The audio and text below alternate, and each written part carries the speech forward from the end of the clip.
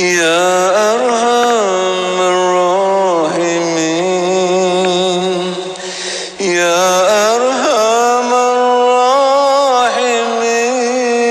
الراحمين فرج على المسلمين يا أرحم الراحمين يا أرحم الراحمين يا أرحم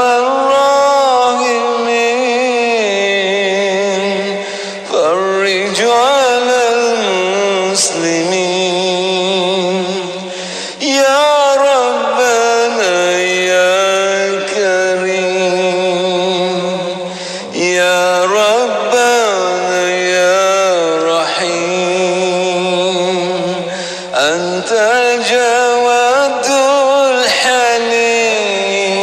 الحليم وأنت نعم المعين يا أرحم الراحمين يا أرحم الراحمين يا أرحم الراحمين فرج على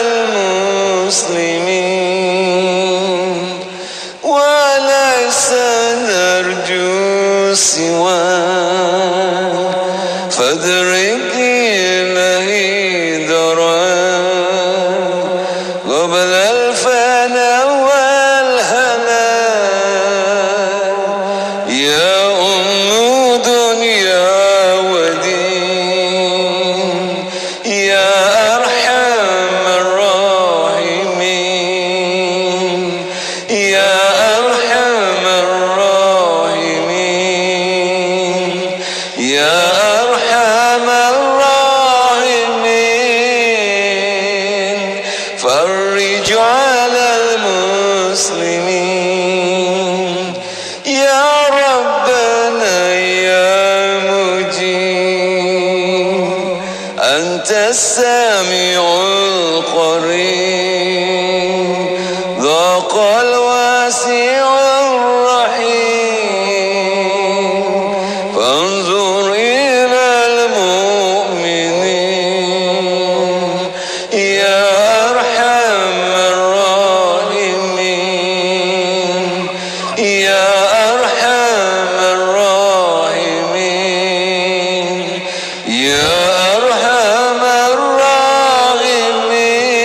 الراحمين فرج على المسلمين رب احينا الشاكرين وتوفنا مسلمين نبعث من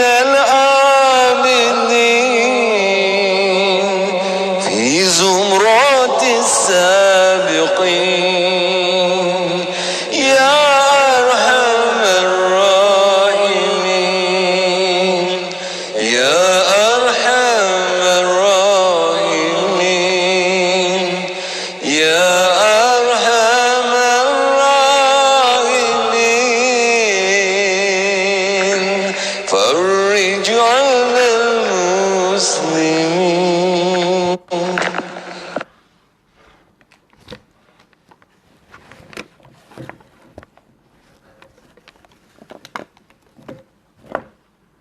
إن الله وملائكته يصلون على النبي يا أيها الذين آمنوا صلوا عليه وسلموا تسليما اللهم صل وسلم وبارك عليه وعلى آله اللهم صل على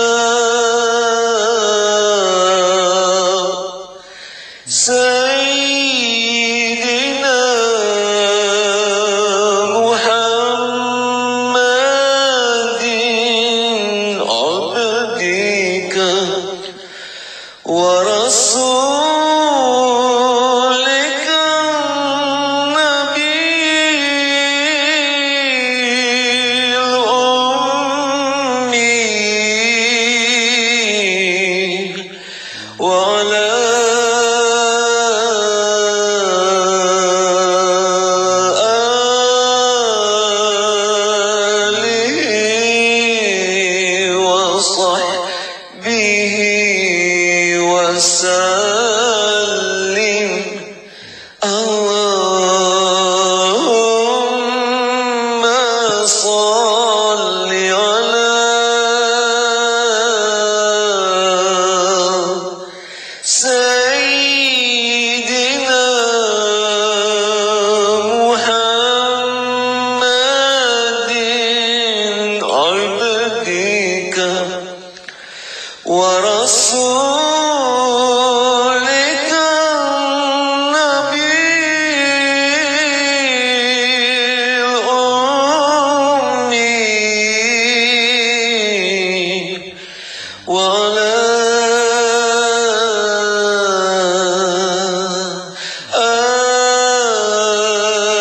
آله وصحبه وسلم اللهم صل على سيدنا محمد عبدك ورسولك النبي الأمي وعلى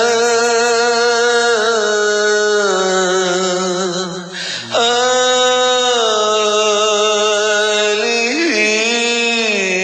وصحبه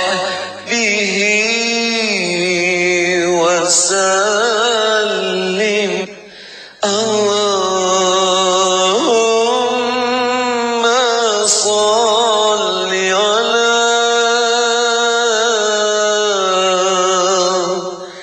سيدنا محمد عبدك ورسولك النبي الأمي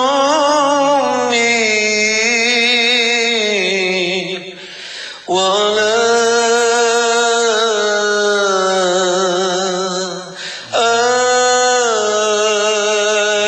آله وصحبه وسلم اللهم صل وسلم وبارك على سيدنا محمد وعلى آل سيدنا محمد. بسم الله الرحمن الرحيم. السلام عليك يا رسول الله. السلام عليك يا نبي الله. السلام عليك يا حبيب الله. السلام عليك يا سيد المرسلين. السلام عليك يا إمام المتقين. السلام عليك يا خاتم النبيين. السلام عليك يا نبي الرحمة. السلام عليك يا نبي التوبة. السلام عليك يا شفيع الأمة. السلام عليك يا رؤوف. السلام عليك يا رحيم.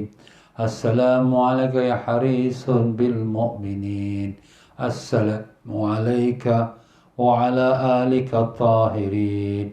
السلام عليك وعلى أصحابك أجمعين ورحمة الله وبركاته. الفاتحة. أعوذ بالله من الشيطان الرجيم. بسم الله. الحمد لله رب العالمين الرحمن الرحيم مالك يوم الدين. إياك نعبد وإياك نستعين صراط المستقيم صراط الذين أنعمت عليهم غير المغضوب عليهم ولا الضالين آمين. بسم الله الرحمن الرحيم. الحمد لله رب العالمين. اللهم صل وسلم وبارك على سيدنا محمد وعلى آله وصحبه وسلم. اللهم افتح علينا وعلى ذريتنا فتوح على ريفين.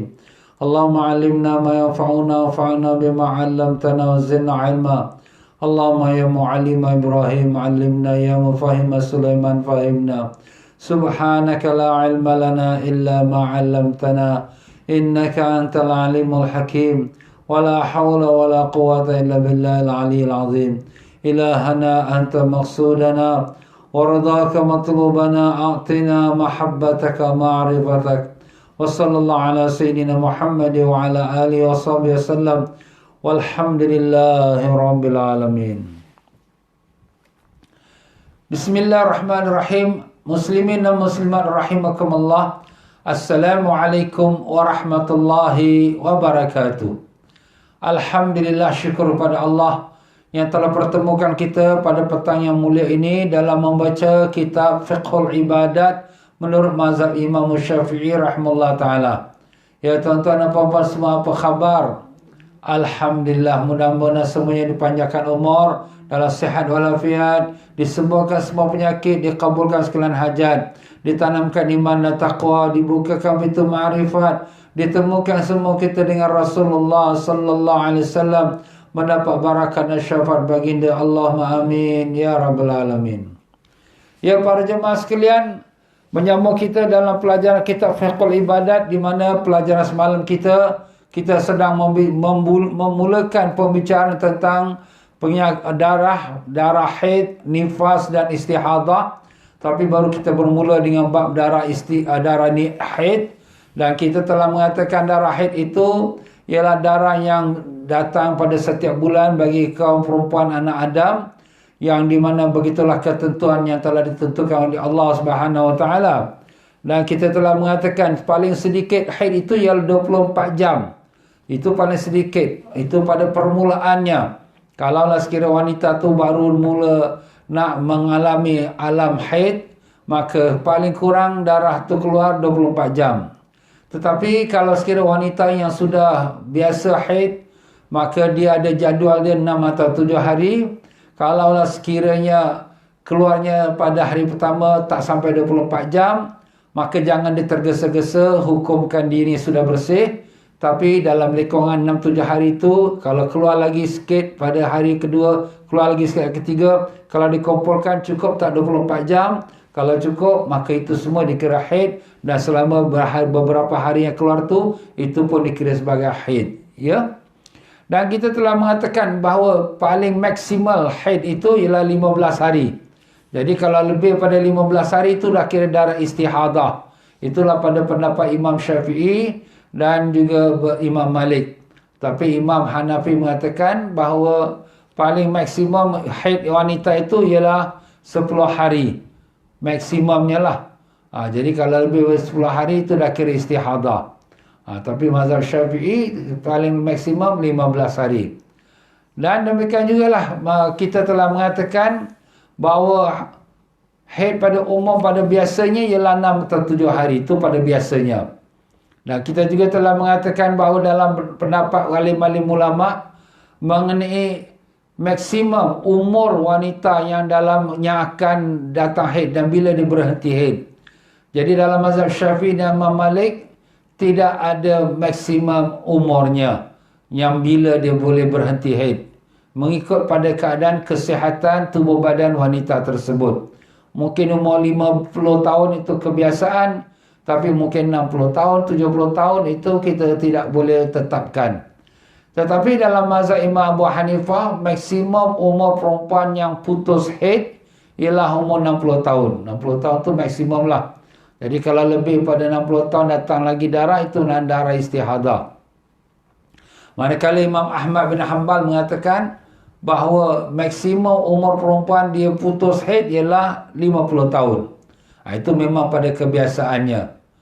Ya tuan-tuan dan puan-puan rahimakumullah, marilah kita menyambung kembali pelajaran kita di muka surat 307 dengan kita mulakan baca Fatihah kepada junjungan besar Nabi kita Rasulullah sallallahu alaihi wasallam dan sekalian para keluarga yang kita kasihi dan para sahabatnya yang kita redai, dan sekalian para alim-alim ulama daripada tabi'in dan tabi'in dan juga daripada masyayikh guru-guru kita, dan bil khusus kepada Imam Syafi'i rahimahullah ta'ala, dan sekalian mereka yang telah menyampaikan agama Islam kepada kita sehinggalah pada tuan pengarang kitab kita, iaitulah Al-Habib Sayyid Muhammad Amin bin Idris bin Abdullah bin Umar bin Syekh Abu Bakar bin Salim, yang berguru kepada Habib Zain bin Ibrahim bin Zain bin Semit, yang di mana kedua-dua mereka masih lagi hidup di kota Madinah Munawwarah. Semoga Allah Ta'ala panjangkan umur mereka dua dalam sihat walafiat dan diberikan mereka perlindungan pada segala perkara yang tak diingini, Dan demikian juga semoga Allah merahmati dan meninggikan darjat sekalian para masyayikh kita, guru-guru kita yang telah menyampaikan agama kepada kita. Dan demikian juga Allah berkatkan ilmu mereka kepada kita dengan berkat syafaat Nabi Rasulullah SAW. Al-Fatihah. A'udzubillahi minasyaitonir rajim. Alhamdulillahirabbil alamin arrahmanir rahim maliki yaumiddin. Iyyaka na'budu wa iyyaka nasta'in ihdinas siratal mustaqim. Siratal ladzina an'amta 'alaihim ghairil maghdubi 'alaihim waladdallin. Amin. Ya, masuk kita muka surat 307 dalam menyambung tentang beberapa masalah dalam haid, ya. Beberapa perkara tentang masalah haid dan sebagainya. Perkara yang ketiga, wajib bagi seorang wanita ketika melihat datangnya darah, iaitu darah haid, untuk tidak solat. Wajib tidak solat. Kalau dia solat, kalau solat haram, berdosa. Kemudian jika darah tersebut berhenti sebelum 24 jam dan tidak kembali lagi, maka telah terbukti bahawa darah tersebut bukan darah haid. Dan wajib baginya untuk mengqada salat yang telah ditinggalkan dan tidak wajib mandi kerana telah terbukti bukan darah haid. Ini untuk wanita yang baru kali pertama datang haid. Ya, ini anak-anak gadis yang baru mula nak datang haid. Jadi untuk kali pertama experience dia mesti 24 jam keluar darah tu. Kalau kurang daripada 24 jam, maka itu bukan darah haid. Sebab syaratnya mesti 24 jam. Itu dalam mazhab Syafi'i. Kalau mazhab Imam Malik, walaupun sedetik pun keluar, seketul darah saya keluar, itu sudah kira haid. Baik, dalam mazhab Syafi'i rahimahullah ta'ala, jadi kalau sekiranya dia keluar darah pagi, misal katakan pukul 5 pagi, habis ustaz nak sembahyang subuh, tak boleh lah, mungkin itu darah haid. Habis ustaz ni, budak ni baru kali pertama, ialah kali pertama, tunggu. Jadi dengan itu, dia tak salat subuh. Sampai zuhur tak salat. Sampai asar tak salat. Tiba-tiba sebelum maghrib, dah berhenti darah. Tak sampai 24 jam dah berhenti darah. Ini bukan darah haid. Nampak? Habis kalau bukan darah haid, nak buat macam mana? Qada'kan salat asar, zuhur, subuh yang dia tak salat. Habis dia berdosa? Tak berdosa. Sebab dia sangka itu mungkin haid. Tetapi apakah wajib dia mandi? Mandi ada besar? Jawapannya tak wajib mandi. Kenapa? Kerana yang keluar darah tu bukan darah haid. Sebab kita dah letak syarat. Darah haid ialah 24 jam. Ini bagi siapa? Bagi wanita yang kali pertama mengalami haid. Tapi ada pun wanita yang sudah ada jadual. Yang umur 20 tahun, 30 tahun ya. Yang sudah ada jadual dia. Yang sudah datang haid, tiap bulan datang haid. Maka pada hari pertama datang haid dia tu, dia keluar darahnya tak sampai 24 jam. Kita dah sebut tadi kan. Jangan terus dia kata jam, aku dah bersih. Tak. Tunggu. Besok keluar lagi sikit. 2 jam. Besok keluar lagi sikit. Jadi kalau kita kumpulkan dalam tempoh 6 jam, 6 hari yang biasa dia haid. Kalau kita kumpulkan jumlah jam tu 24 jam. Memanglah itu haid. Jadi setiap hari yang dia tu datang keluar darah, semua tu kira haid. Dan dalam tempoh 6 hari atau 7 hari yang kebiasaan dia tu, itu semua dikira haid. Dan dia tak wajib salat. Bahkan haram dia salat. Tak boleh dia salat. Sebab dia dikira hukum haid. Jadi kena ada perbezaan antara wanita yang baru nak mula mengalami haid dengan wanita yang sudah biasa datang haid setiap bulan. Yang keempat, jika seseorang suami menghalalkan hubungan jima dengan isterinya yang masih dalam keadaan haid, maka perincian hukumnya adalah, kita dah tahu bahawa wanita dalam haid haram dicampuri, tak boleh dipersetubuhi oleh suaminya. Tapi suami ini kerana keinginan dia, nafsu ni terlalu kuat, dia kata halal. Jadi Allah mengatakan haram. Fa'tazilun nisaa fil mahid. Jangan kamu mendekati wanita itu dalam masa haid. Mana jangan kamu bercampur dengan dia. Jangan kamu melakukan hubungan, kita katakan persetubuhan. Tapi suami ini dia menghalalkan. Halal, tak apa, boleh. Apa beza halal dengan dia tahu tu haram tapi dia langgar? Kalau dia tahu tu haram tapi dia langgarkan nafsu, dia teramat ingin sangat dengan isterinya, dia berdosa. Dan dosa itu dia bertaubat minta ampun pada Allah. Tapi kalau dia menghalalkan sesuatu yang sudah diharamkan Allah, itu bukan berdosa. Itu boleh terkeluar pada agama. Itulah nak disebutkan di sini. Perinciannya, jika masih dalam 10 hari dari permulaan keluarnya darah haid, maka dia dihukum telah terkeluar daripada Islam, mana murtad. Maknanya dia menghalalkan sesuatu yang diharamkan Allah. Ingat, segala yang Allah haramkan, kalau kita tak kuat nak menjalankannya, kita langgar dengan kita tahu yang kita berdosa, itu hukum berdosa. Tetapi kalau sekiranya kita bukan langgar, kita menghalalkan pula. Ini arak halal. Oh, ini riba halal. Oh, ini bersetubuh dengan isteri dalam haid halal. Ini semua perkara yang sudah ijma' ulama', sepakat ulama' kata haram, tapi kita pula kata halal. Ini semayang ni tak wajib. Semayang wajib, tapi dia kata semayang tak wajib. Maknanya dia menghalalkan, tinggalkan semayang. Maka menghalalkan yang haram, mengharamkan yang halal, yang melanggar perintah Allah, yang sudah diijma' disepakati ulama', hukumnya terkeluar pada Islam. Berat tu. Sebab tu di sini sang suami yang tersangat ingin dengan isterinya dalam masa isteri dalam haid, walaupun keinginan tu dia tak dapat kontrol, tapi jangan menghalalkan yang haram. Habis ustaz dia nak sangat itu dia lakukan perhubungan, tapi dia berdosa. Berdosa tu dia istighfar lah, minta ampun pada Allah. Cuma dalam mazhab Hambali dia kena bayar kafarah. Kafarah itu satu mud makanan, jatuh satu cupak makanan orang miskin, dibagi makan pada orang miskin. Itu Imam Ahmad. Mazhab Syafi'i tak ada denda yang tertentu, cuma hanya dia beristighfar, minta ampun pada Allah, taubat pada Allah. Tapi kalau dia menghalalkan, maka terkeluar pada Islam. Tapi bilakah dia terkeluar pada Islam? Bila dia menghalalkan, kalau bercampur dengan isterinya yang baru uzur haidnya belum cukup 10 hari. Kenapa ustaz kena kira 10 hari? Sebab kalau lepas 10 hari, dia hukumnya di sini dijatuh fasik. Di sini sebut B. Jika menghalalkan hubungan suami isteri, iaitu jima', pada hari ke-11 dan hari berikutnya 11, 12, 13, maka dia tidak dihukumi dengan keluar pada agama Islam, tetapi dia menjadi fasik. Fasik itu orang yang berdosa lah. Kerana masih terdapat perbezaan pendapat, kerana sebagian ulama, iaitu mazhab Hanafi, yang kita dah baca semalam, yang itu di sebelah dia saja di muka surat 306b juga. Mazhab Hanafi kata, haid wanita itu maksimum 10 hari. Jadi kalau sekali lepas 10 hari itu bukan haid. Jadi ada setengah ulama mengatakan haid itu sampai 10 hari. Itu mazhab Hanafi lah tu. Jadi kalau lepas isteri dia haidnya tu sehari ke-11, dia kata halal lah, maka dia sudah menghalalkan yang haram di sisi 3 imam, Syafi'i, Maliki dan Hambali. Tapi Hanafi kata lepas 10 hari dia bukan haid. Jadi di sini dia jatuh, suami yang menghalalkan itu jatuh hukum fasik, iaitu berdosa. Itu dia tuan-tuan ya. Pokoknya janganlah kita menghalalkan yang haram. Kalau kita terpaksalah terikut nafsunya kuat sangat tu, kita lepas tu kita minta ampunlah pada Allah. Itu sajalah kita taubat pada Allah ya.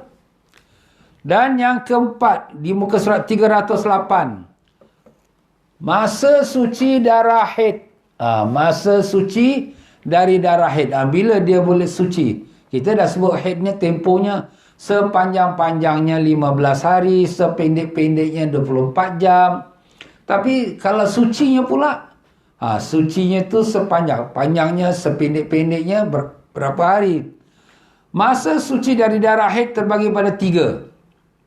Pertama, di muka surat 308, paling sedikitnya masa suci dari darah haid adalah selama 15 hari.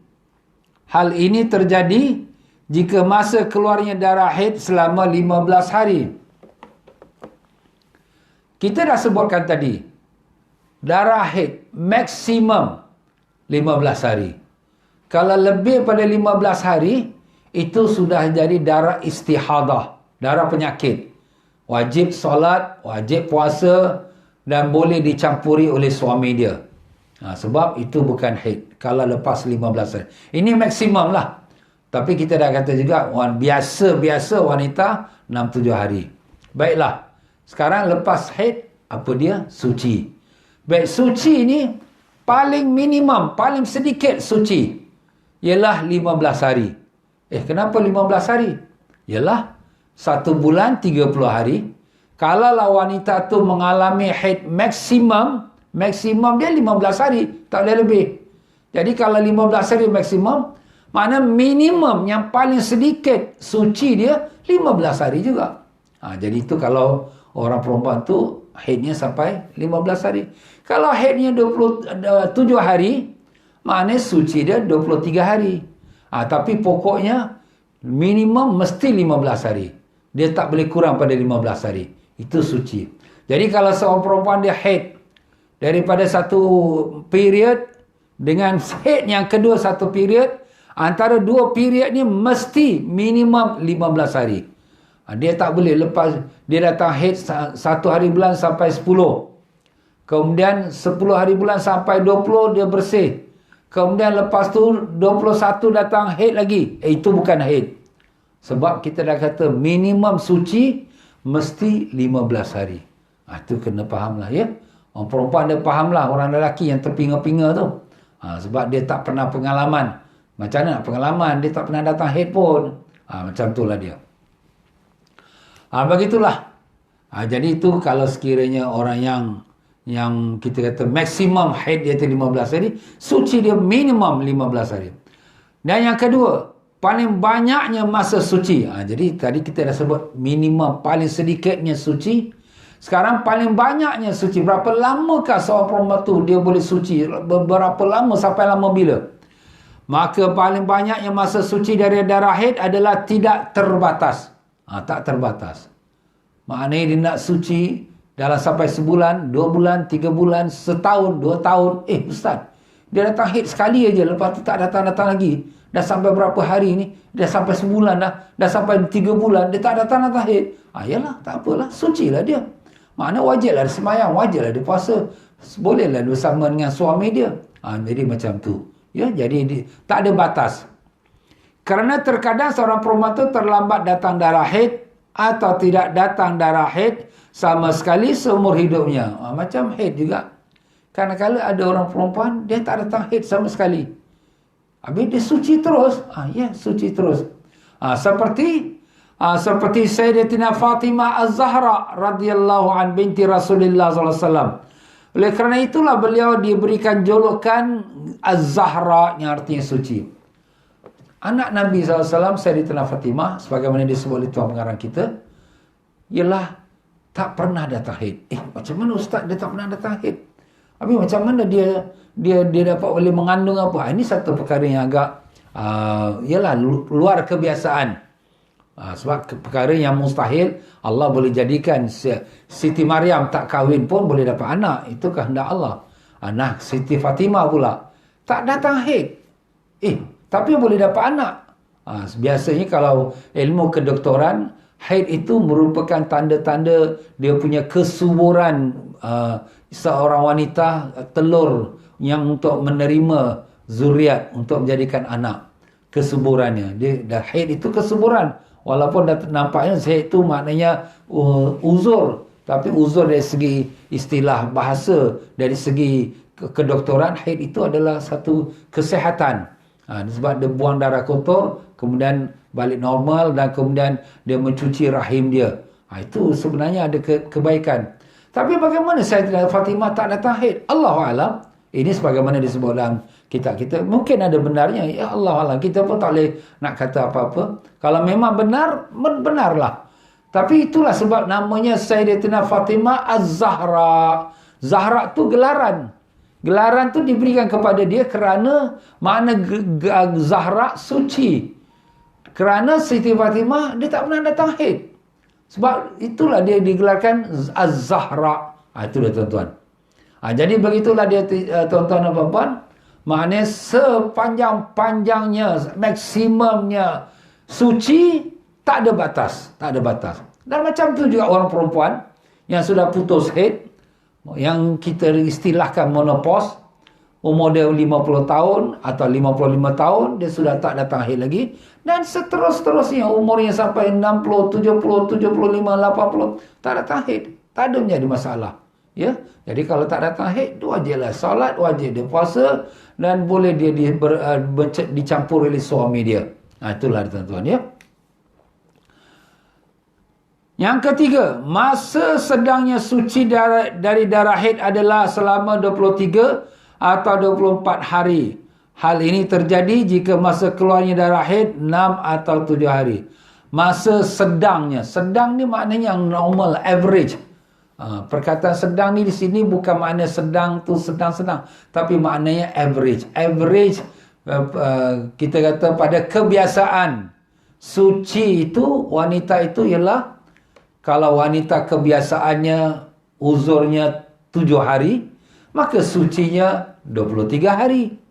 Kalau sekira wanita tu biasanya uzurnya itu 6 hari, suci dia 24 hari. Kerana 1 bulan 30 hari. Dia cycle dia 1 bulan. Jadi dalam cycle 1 bulan tu, kalau ni 6 hari uzur, 24 hari suci. Kalau ini kalau 7 hari uzur, maka 23 hari suci. Macam itulah. Itu pada kita kata pada average, pada kita kebiasaan. Di sini perkataan tuan pengarang kita, masa sedangnya suci. Sedang ni kadang-kadang kita ingat sedang dalam masa dia suci, tapi bukan begitu. Sedang tu maknanya average, pada kebiasaannya. Jadi kalau kita nak tandakan, boleh kita tandakanlah ya. Ini bahasa Indonesia, bahasanya sama dengan kita bahasa Melayu, tetapi kadang-kadang ada sikit dia punya maksudnya yang berbeza sikit-sikit ya. Umumnya seorang perempuan selalu datang darah haid pada setiap bulannya. Jika masa haidnya 6 hari, maka masa suci 24 hari. Dan jika masa haidnya 7 hari, maka suci 23 hari. Kerana 1 bulan Qamariyah jumlahnya adalah 30 hari. 1 bulan Qamariyah. Qamariyah itu makna kiraan bulan. Kita bulan Islam, kita kira peredaran bulan. Peredaran bulan biasanya 29, 30 hari. Kalau sekiranya kalender Masihi ini dia mengira peredaran matahari. Matahari punya peredaran setiap 1 bulan antara 30 atau 31. 30 atau 31. Melainkan bulan Februari, dia setahun sekali dapat 29 hari. Tapi 3 tahun sekali, 3 tahun dia 28 hari. Tapi dalam setiap 4 tahun sekali dia akan 29 hari. Itu bulan Februari lah ya. Baik, masuk kita di perkara yang kelima. Usia perempuan mulai mengeluarkan darah haid. Jadi umur berapa perempuan? Paling cepat-cepat dia umur berapa dia datang haid? Usia terkecil bagi seorang perempuan yang mulai dapat mengeluarkan darah haid adalah pada usia 9 tahun dengan hitungan tahun Qamariyah Takribiyah. Dengan kiraan tahun Qamariyah. Qamariyah tu kiraan bulan lah. Macam kita lah kalender Islam. Kiraan bulan. Takribiyah. Takribiyah tu maknanya hampir-hampir. Maknanya bukan kata exactly. Tapi maknanya hampir-hampir. Yang dimaksud dengan Qamariyah, di muka surat 309. Diterangkan pula ya. Yang dimaksud Qamariyah adalah jika usianya telah sampai 9 tahun berdasarkan kalender penanggalan, iaitu Hijriah. Itu tanggal Hijriah. Itu maknanya ikut dia punya kalender Hijrah. Kalender Hijrah dengan kalender Masihi ini setiap 1 tahun kalender Hijrah kurang 10 hari. 10 atau 11 hari. 10 atau 11. Sebab tu kita punya bulan puasa, tiap-tiap tahun berubah. Sekarang kita bulan puasa dah masuk April. Tahun depan ni April. Tahun lepas hujung April, tahun ini tengahan April, dah bulan puasa. Kalau dulu haji bulan 8, bulan 9. Sekarang tahun lepas haji bulan 7, akhir bulan 7. Ni tahun ini pertengahan bulan 7, tahun akan datang nanti haji. Jadi sebab apa kalender kita setiap 1 tahun 10 hari kurang. Sebab kita kira Qamariyah, ya. Qamariyah tu 30 hari 29. Jadi dalam satu tahun jumlah hari kita 355 hari atau 354 hari. Kalau kalender Masihi satu tahun 365 hari suku. Ada suku pula, ya. Jadi macam itulah dia. Dan makna takribiyah tu adalah jika usia 9 tahun kurang dari 16 hari. Kemudian keluar darah haid, maka darah tersebut dihukum sebagai darah haid dan dihukumkan telah balik.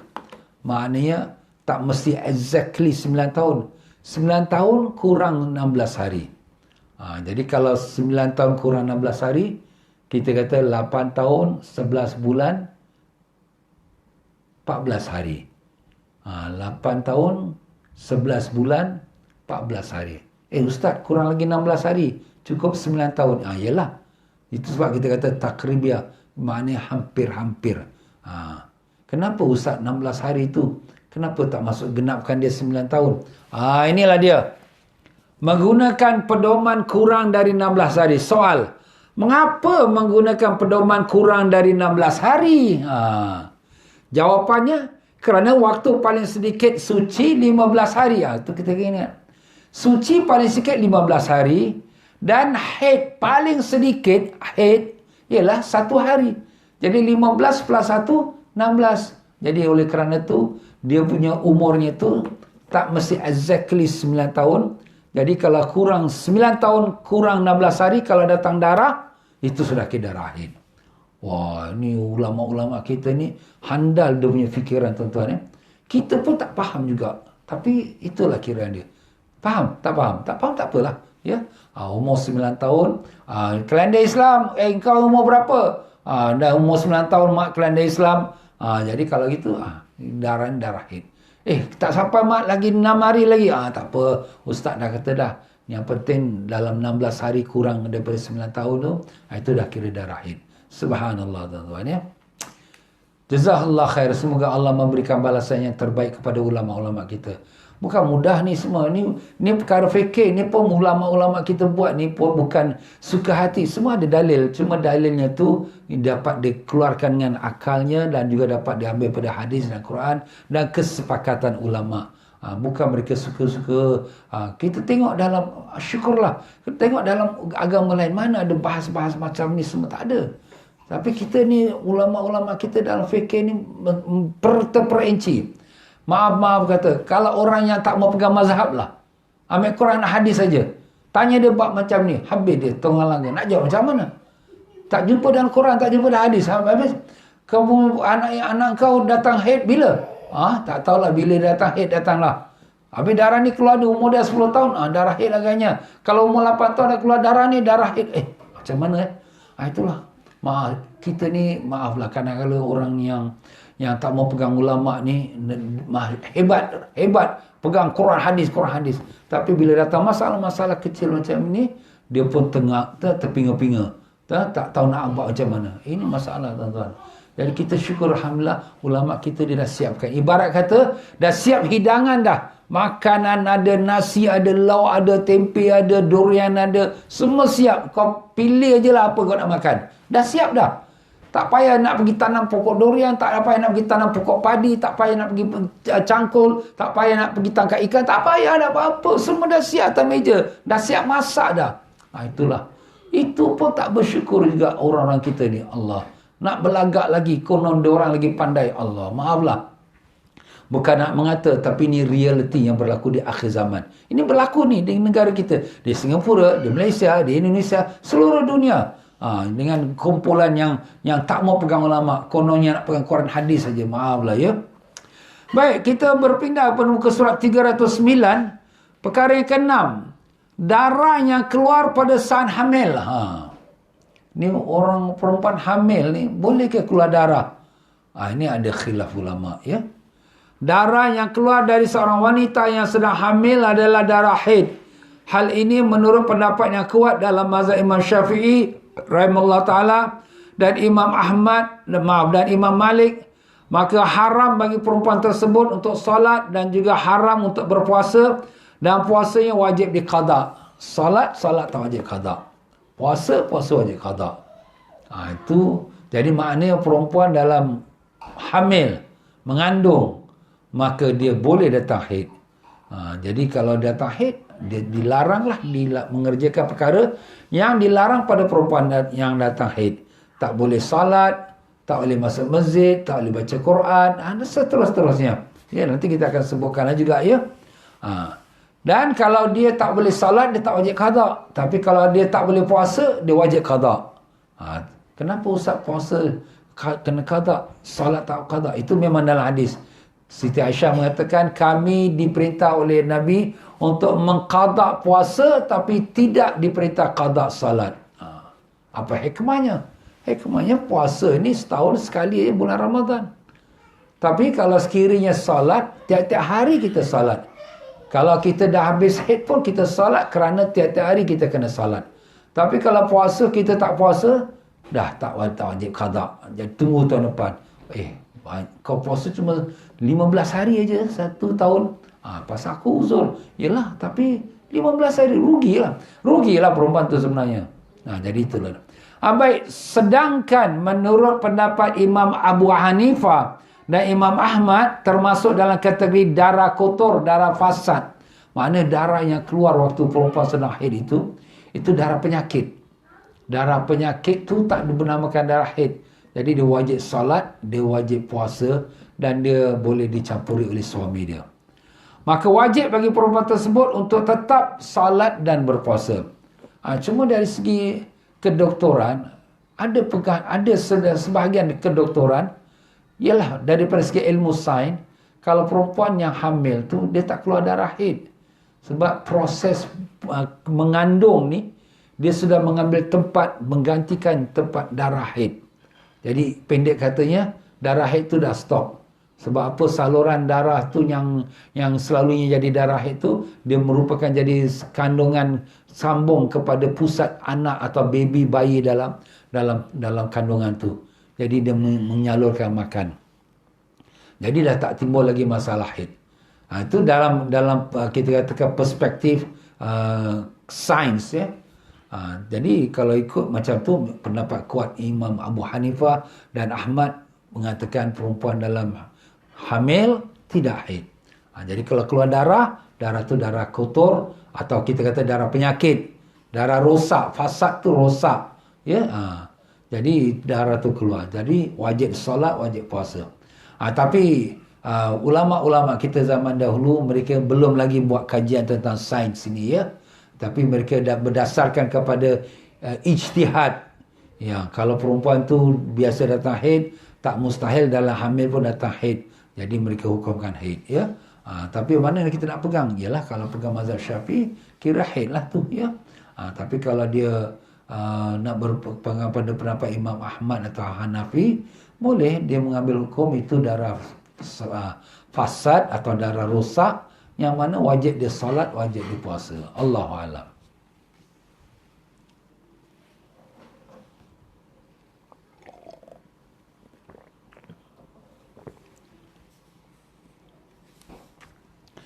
Muka surat 310, perkara yang ketujuh, 20 masalah yang berkaitan dengan darah haid. 20 masalah. Para ulama menerangkan bahawa terdapat 20 masalah yang berkaitan dengan darah haid. 20 banyak ya. Apa-apa dia tu? 12 dari masalah tersebut jika dilakukan maka hukumnya adalah haram dan terbagi menjadi dua bahagian.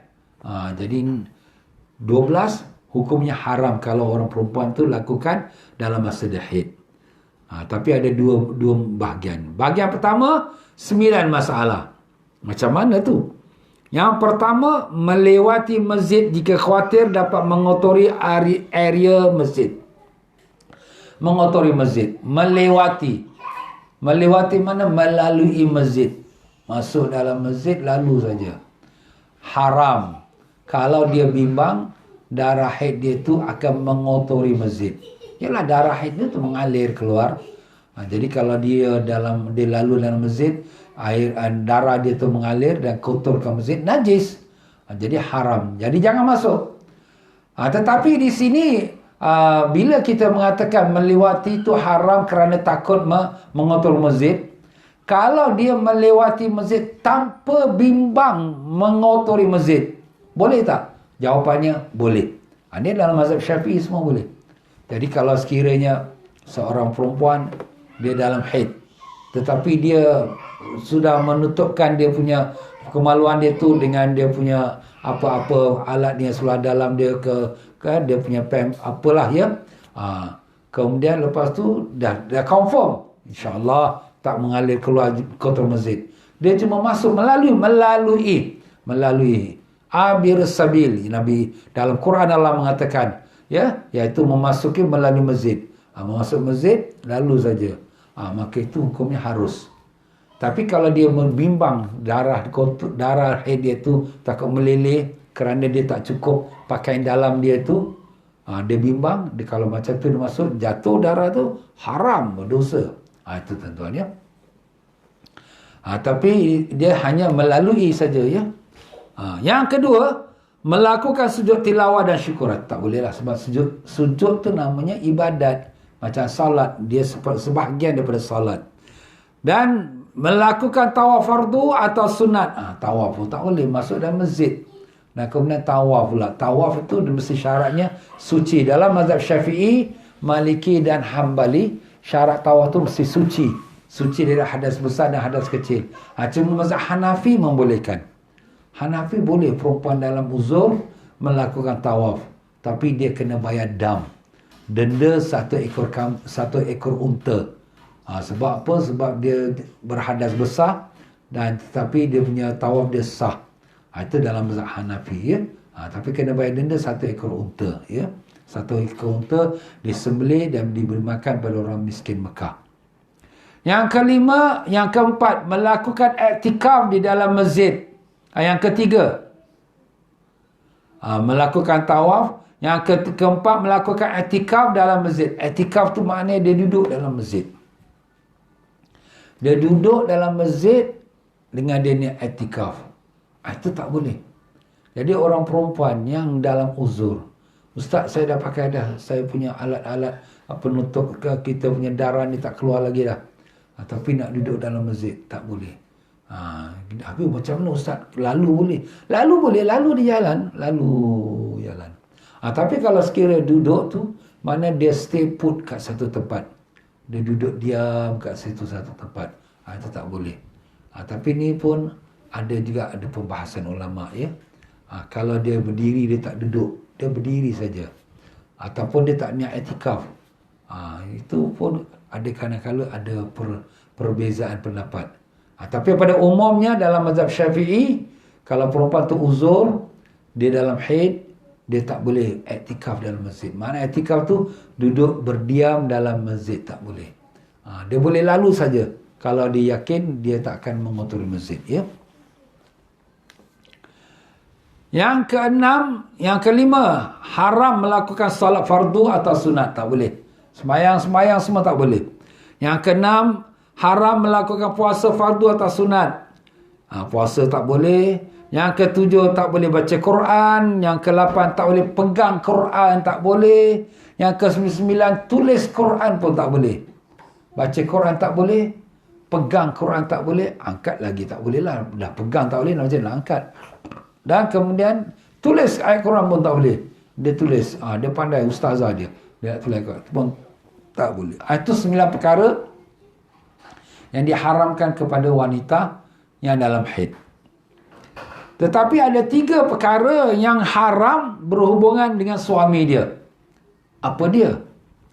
Yang pertama, berhubungan badan. Mana tak boleh bersatu. Tak boleh bercampur lah.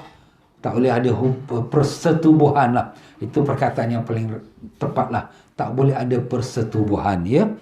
Tapi kalau dia nak bercumbu-cumbuan, boleh, tapi tidak di antara pusat dan lutut. Antara pusat dan lutut isteri itulah. Jadi kena tutuplah antara pusat dan lutut tu dengan kain. Kemudian apa yang suami tu nak bercumbuan dengan isterinya tu diharuskan. Tapi tak boleh melakukan hubungan atau kita kata jima ya. Yang kedua, menceraikannya. Jadi suami tak boleh ceraikan isteri dalam masa haid. Dan jika dilakukan, hukumnya haram, tapi talaknya jatuh. Dia wanita dalam haid ni haram suami menjatuhkan cerai, tak boleh. Sebab tu kalau nak jatuhkan cerai, kena tunggu dalam masa dia suci yang belum dicampuri lagi. Suci yang belum dicampuri. Itu dalam bab talak lah, ada sebabnya. Ya, sebab kalau sekiranya sebab kiraan talak ni iddah dia ialah apabila dia suci 3 kali. Jadi kalau sekiranya dia dalam uzur, dalam haid, wanita dalam haid dijatuhkan talak, maka dia belum start, kiraan dia belum start lagi iddah dia. Iddah dia kira bila dia bersih. Bila dia bersih kali pertama tu satu. Jadi masa tempoh dia dalam haid itu, jadi dia dah kena cerai, itu masa tu dah makan masa, tapi belum dikira iddah. Dia dalam hukum iddah tapi belum dikira jumlah dia. Jumlah iddah tu ialah 3 kali suci. Salah satu qurut dalam mazhab Syafi'i, ya, dalam mazhab Syafi'i 3 kali suci. Suci pertama, kemudian diuzur, kemudian suci kedua, kemudian diuzur, kemudian suci ketiga, dia sudah habis dia punya, kita katakan iddah dia suami isteri itu. Itu dia punya hukum dia bagi orang yang kena cerai, ya. Tapi biasa kita kira 3 bulan saja. Itu yang paling simple, tapi sebenarnya dia mengikut kepada suci dia tu, ya. Dan yang ketiga, diharamkan istimta, iaitu bercumbu-cumbuan antara pusat sampai lutut. Itu diharamkan. Yang kita dah sebut tadilah. Dia bersenang-senang dengan isteri dia tu antara pusat dan lutut. Antara pusat lutut isteri lah. Tapi kalau dia tutupkan antara pusat dan lutut, atau dia tak bercumbuan di situ, tapi bercumbuan dia lain pada kawasan antara pusat lutut, itu dia bolehkan, ya. Yang tak boleh ialah antara pusat dan lutut. Itu pun ada khilaf. Ada sebagian pendapat juga dalam mazhab-mazhab ulama lain, dan juga dalam mazhab Syafi'i ada setengah ulama yang mengatakan yang diharamkan ialah persetubuhan. Bukan lututnya, bukan pusatnya, bukan pahanya, tapi persetubuhannya. Jadi kalau selain pada persetubuhan itu, boleh sang suami itu bercumbu-cumbuan dengan isterinya. Cuma pendapat yang kuat dalam mazhab Syafi'i ialah antara pusat dan lutut, jangan kacau. No entry. Kena letak X kat situ, pangkah. No entry. Macam kita sekarang kan, pergi mana-mana tempat duduk, X. No sitting here. Itu warning. Baiklah. Yang B, 8 dari masalah tersebut yang juga berhubungan dengan keluarnya darah haid, iaitu 1, merupakan tanda baligh bagi kaum perempuan. Jadi orang perempuan balighnya bila datang haid, dia dah kira baligh lah. Kalau tak datang haid juga sampai umur 15 tahun, maka dengan 15 tahun itulah baru dia kira baligh. B, yang kedua di muka surat 311, wajib mandi setelah suci dari darah haid. Wajib mandilah tu kalau darah haid keluar, wajib mandi kalau dah suci. Kalau dia belum suci lagi dia mandi dia tak sah, ya. Mandi niat mandi hadas lah. Kalau mandi kerana panas badan apa, itu tak masalah, ya. Yang ketiga, masa iddah untuk perempuan jika terjadi talak. Itu dia. Jadi dengan adanya dia datang haid suci, itulah menjadi kiraan iddah dia kalau berlaku talaknya telah saya sebut tadi.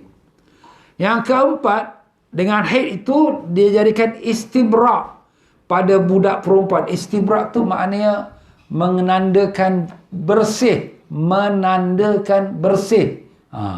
pada budak perempuan. Budak perempuan tu, budak tu maknanya hamba perempuan.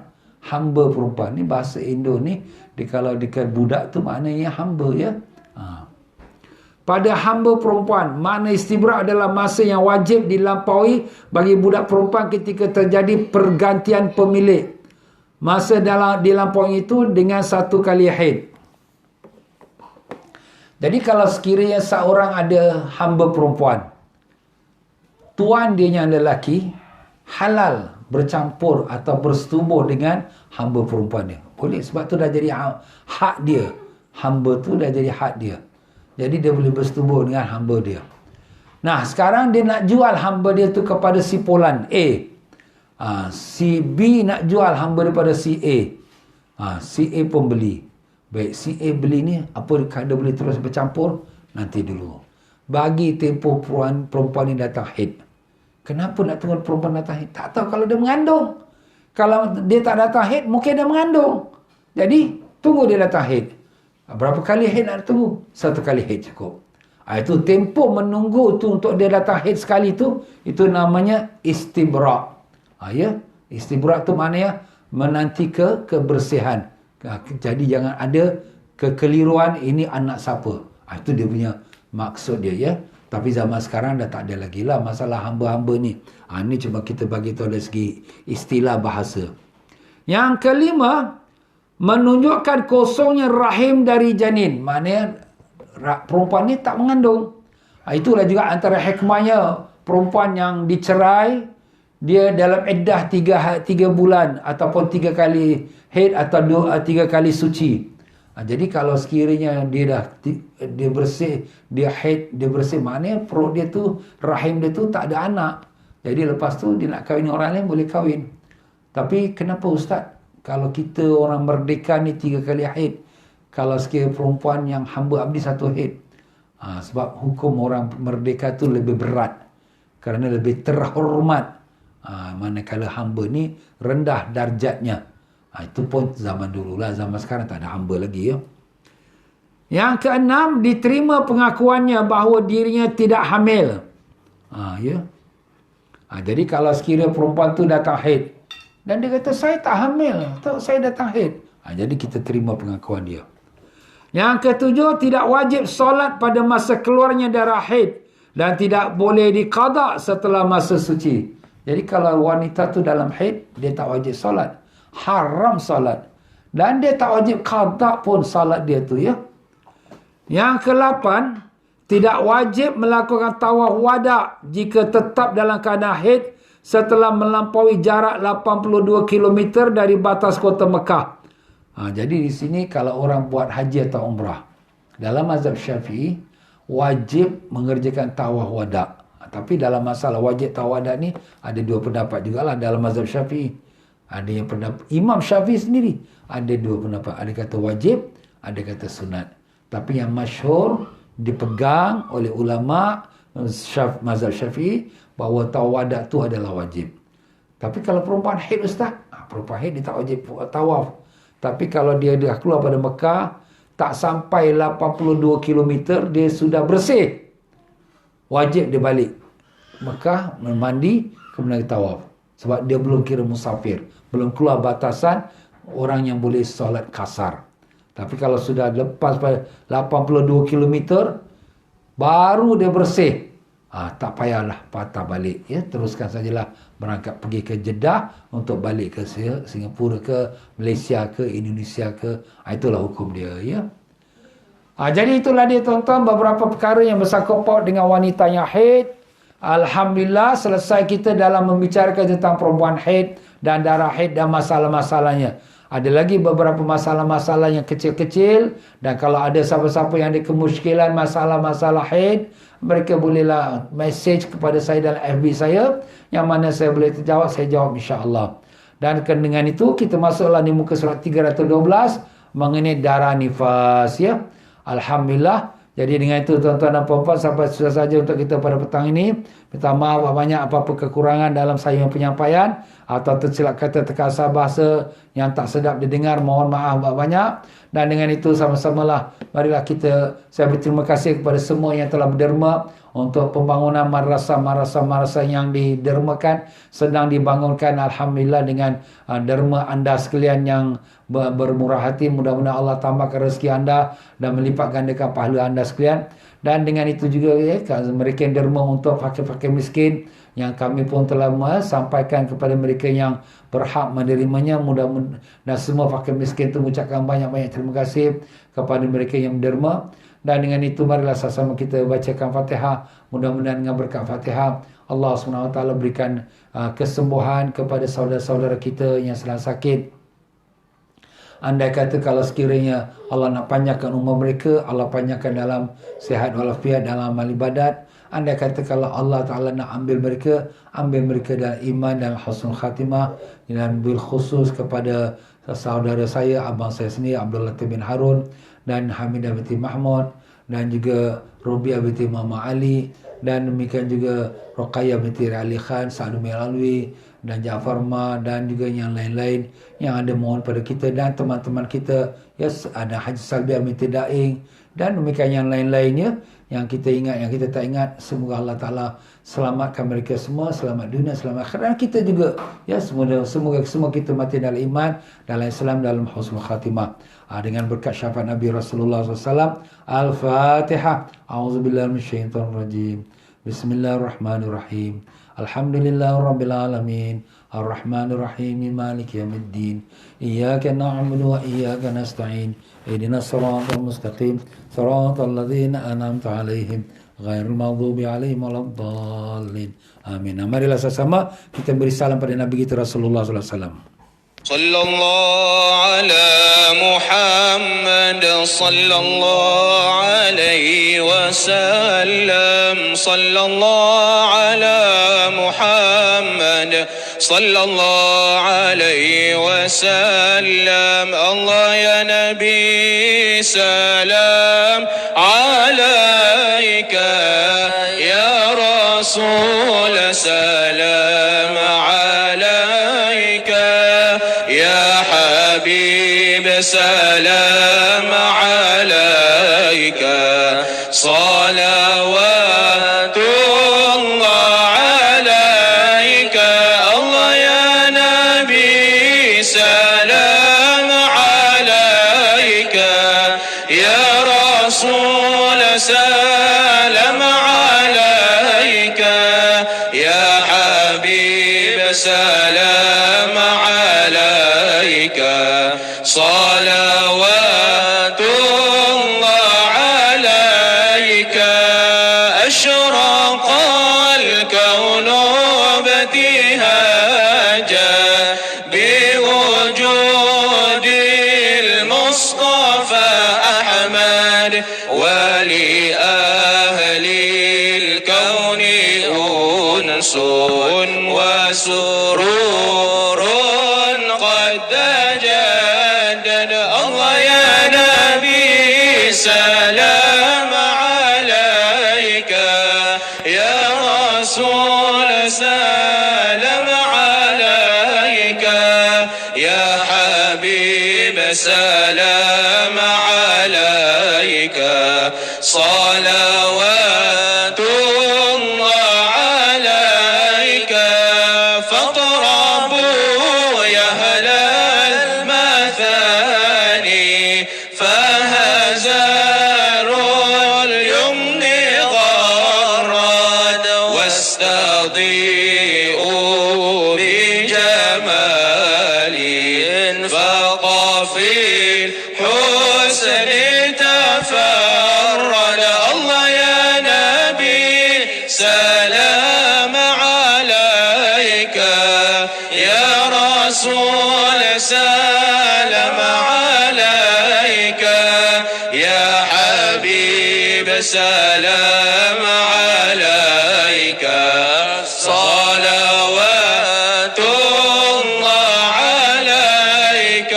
مرحبا مرحبا يا نور عيني، مرحبا مرحبا جد الحسين، مرحبا يا رسول الله أهلا مرحبا بك، إن بك نسعد. مرحبا مرحبا يا نور عيني، مرحبا مرحبا جد الحسين، مرحبا وبجاه يا إلهي، مرحبا جود وبلغ كل مقصد. مرحبا مرحبا يا نور عيني، مرحبا مرحبا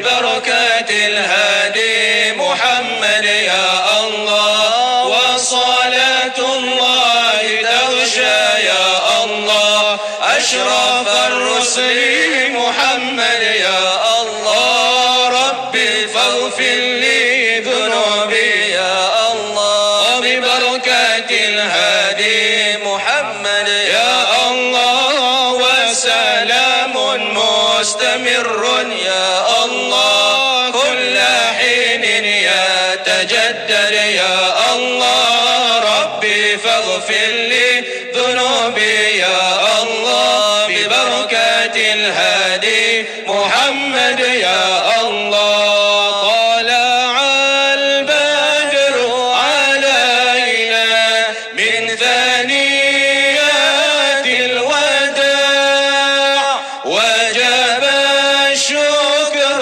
علينا ما دعا لله داع أيها المبعوث فينا جئت بالأمر المطاع جئت شرفت المدينة مرحبا يا خير داع طلع البدر علينا من ثنيات الوداع